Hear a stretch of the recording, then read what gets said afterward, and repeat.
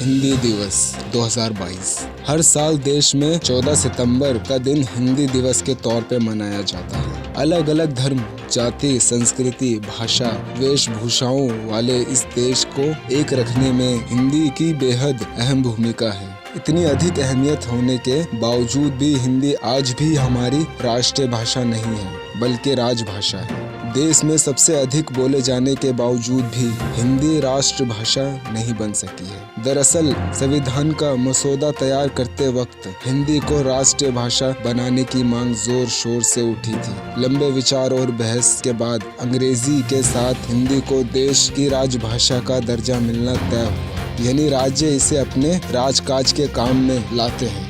10 दिसंबर 1946 में संविधान सभा की दूसरी ही बैठक में हिंदी का मुद्दा तब गर्मा गया जब सदस्य आर.वी. धुलेरा ने सभापति से कहा कि यह कार्रवाई हिंदुस्तानी में ही होनी चाहिए और जिसे यह भाषा नहीं आती उन्हें देश में रहने का हक नहीं है। दक्षिणी भारत के लोग हिंदी भाषा को राष्ट्रीय भाषा बनाने के खिलाफ थे। 14 सितंबर 1949 को निर्णय लिया गया कि हिंदी ही भारत की राज्यभाषा होगी। राष्ट्रपति महात्मा गांधी ने हिंदुस्तान को जनमानस की भाषा कहा था। जवाहरलाल नेहरू समेत अन्य नेता भी चाहते थे कि हिंदुस्तानी को ही भारत की राष्ट्रीय भाषा बनाया जाए। साल 1918 में आयोजित हिंदी साहित्य सम्मेलन में गांधी जी ने हिंदी को राष्ट्रीय भाषा बनाने की बात कही थी। वह वर्षों तक हिंदुस्तानी और देवनागरी लिपि के प्रचार प्रसार में लगे हुए थे। उन्होंने हरिजन अखबार में लिखा था कि हिंदुस्तानी भाषा को कठिन संस्कृति वाली हिंदी और फारसी से